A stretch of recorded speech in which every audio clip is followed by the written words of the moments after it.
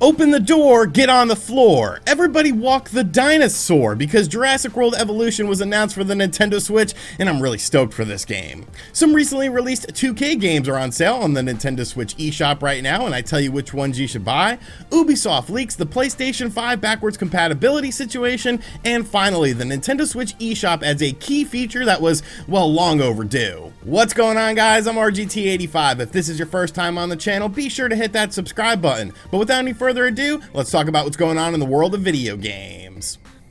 So while Gamescom 2020 was a bit of a disappointment for many people, some people felt it was too drawn out. Most of the cool stuff was stuff like Ratchet and Clank, of course, for the PlayStation 5, getting a more in-depth reveal. There was actually a game announcement that happened during Gamescom that nobody seems to really be talking about, and it's something I'm very excited for. And that is Jurassic World Evolution Complete Edition is coming to the Nintendo Switch, and it's coming very soon, as in November 3rd. Now, in case you are unfamiliar with what Jurassic World Evolution was, this game released on the PlayStation 4 and Xbox One, and essentially think of a game like Theme Park or Sim City, except you're building Jurassic Park or Jurassic World locations. I actually played this on the Xbox One, and I had some fun playing this game, but for whatever reason I just kind of stopped playing it. I sort of felt like this was a game I would love to be able to play in handheld mode because of the versatility of the Nintendo Switch, and now it is coming to the Nintendo Switch, and I'm very excited for it.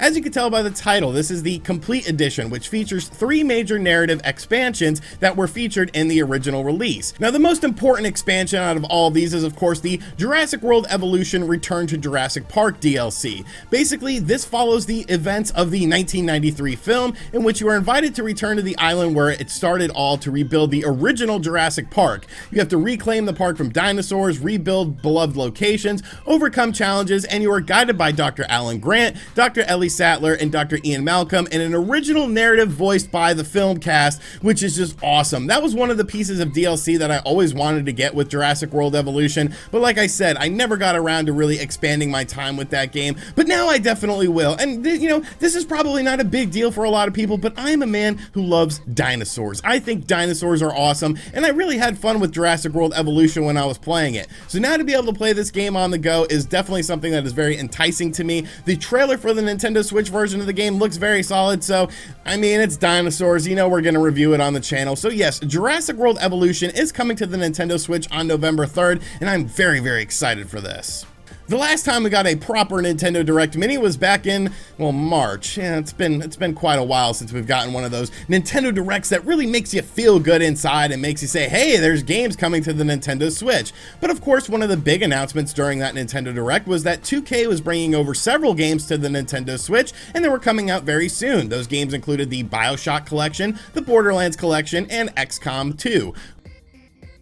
Well, right now, these games are currently on sale on the Nintendo Switch eShop. Now, I never got around to buying XCOM 2, so I'm not going to speak on the quality of that version of the game. But the BioShock games, I did get around to downloading and playing, and they were absolutely fantastic. They look absolutely beautiful running on the Nintendo Switch, whether you're playing the game in handheld or in docked mode, and I was definitely very impressed by it. I had never played BioShock Infinite before, and I really enjoyed that game. It was super good. The levels that you visited were super creative and just a really fun game. Now, you could buy the individual BioShock games for $15.99 a piece during this sale, or you could buy the complete collection of BioShock games, which is the 3 games, for $39.99. I really like the first BioShock. The second one, but BioShock 1 and BioShock Infinite are definitely must-play experiences in my opinion, and at that price, you know, it's a very easy entry price point at $15.99 a piece. You could buy one of them if you like that style of game, then you could check out the other. I would definitely say that BioShock Infinite is more action-based, where BioShock the original is a little bit more stealth-based. Now, on the Borderlands side of things, you can get the Borderlands Legendary Collection, which features the Borderlands prequel, Borderlands 1, and Borderlands 2 for $39.99. Now, I did play this game online with some friends, and really, I had a good time playing it. I thought it was a solid port. I'm not really super familiar with the Borderlands franchise. I had played the original Borderlands back on the 360, but beyond that, I hadn't really played much of it, and I definitely definitely had a good time playing this game. And the fact that, of course, you could play it in handheld mode and play it online with friends is definitely a welcome feature. Like I said, I can't really speak for XCOM because I never played XCOM 2. It is available for $39.99, but if you only get like one game from this collection, definitely get something from the BioShock collection, either BioShock 1 or BioShock Infinite. At just $15.99, you're gonna have a great time. They're super good ports running on the Nintendo Switch, and I think you'll really like them. The PlayStation 5 and the Xbox Series X are of course scheduled to release this holiday season, but there's still a lot of questions about these systems, such as, well, when they're coming out and what the price point is going to be. I mean, it's only September 1st. You really shouldn't have to talk about the stuff yet, right? Yeah, because nobody wants to get in pre-orders or anything like that for a system that's probably coming out in like 2 months, but I digress. At least the Xbox Series X, we have a bit more information on select things than we do with the PlayStation 5. One of those things is, of course, backwards compatibility. We pretty much know how backwards compatibility is going to work on the Xbox Series X. It'll be very similar to how the Xbox One did, where some games will be able to be played and upscaled on your Xbox Series X, making for a sort of new experience when it comes to graphics and whatnot. Xbox seems to be really supporting backwards compatibility, maybe because Halo Infinite got delayed, but it's definitely a focal point of their system. Whereas with the PlayStation 5, we don't really know anything about the backwards compatibility of it. I remember Hip Hop Gamer said that he had talked with a PlayStation developer and that PlayStation 1, 2, 3, and 4 was going to be compatible with the PlayStation 5, which just really sounded weird to me, and we'll get into why in a moment. I really didn't think that was the case, and it seems like that was not the case with the PlayStation 5. Ubisoft put up an FAQ on their website yesterday, and it pretty much spelled out what the PlayStation 5's backwards compatibility situation is going to be, and it's pretty much what a lot of people expected. Backwards compatibility will be available for supported PlayStation 4 titles, but will not be available for PlayStation 3, PlayStation 2, or PlayStation 1 games.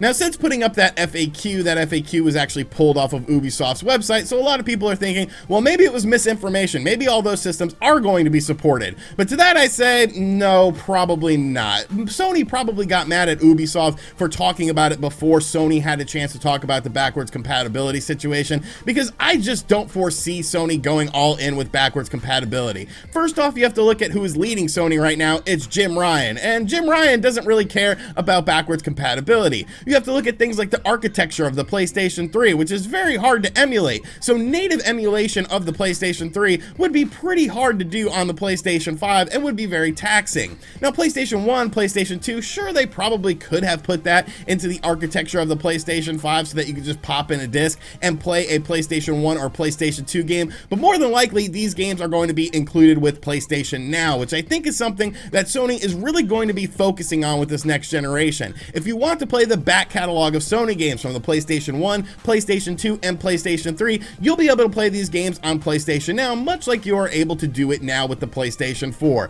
I think that's going to be a big focal point for Sony. Like I said, I don't think there's going to be any native support for PlayStation 1, PlayStation 2, or PlayStation 3 on the PlayStation 5, and it really shouldn't be that big of a deal. Like, yes, it would be nice to play everything on one system, but really backwards compatibility, I feel, is something that a lot of people want, but maybe not a lot of people use. At the end of the day, I still have my PlayStation 3 Fat, which plays my PS1, PS2, and PS3 games, so I am good to go. Let me know in the comments section down below if you are a bit disappointed that the PlayStation 5 appears to not have any backwards compatibility for anything beyond the PlayStation 4. And finally, ever since Nintendo entered the online realm with the Nintendo Wii and the Nintendo DS, they've been a bit, well, I guess a bit behind the times when it comes to their online services. Yes, they have online services, but really, let's be honest, they are pretty basic. We've seen things like the evolution of the Nintendo eShop, from things like the Wii to the Wii U to the Nintendo Switch, and really, it never really got all that much better. If anything, it kind of got worse with the Nintendo Switch, because the Nintendo Switch eShop can be very hard to navigate, and really, it's missing a lot of basic features that are included with other online services that come to us from Sony and Microsoft. And considering the fact that now you have to pay for Nintendo Switch Online, many people are demanding more features for the Nintendo Switch Online and more basic things that you're able to do on other platforms. Well, late last night, Nintendo actually included a new feature into the Nintendo Switch Online that I think is very good, and this ties into the Nintendo Switch eShop. Basically, when you purchased a game on the Nintendo Switch eShop, a pre-purchase, you are unable to cancel cancel that pre-purchase after you have purchased the game. The funds would be taken immediately from your credit card or your PayPal account, and then you were pretty much stuck with that game. So let's say you pre-ordered Pikmin 3 Deluxe on the Nintendo Switch, and then a week later you decided, you know what, I don't really want this game. Even though the game isn't out yet, you are unable to cancel that pre-order until now, because Nintendo has now included a feature in the Nintendo Switch eShop that allows you to cancel a pre-ordered game as long as it's not 7 days or less before the release of the game. So if it's like a week before the game releases, you are unable to cancel that pre-order. But beyond that, you can actually cancel that pre-order.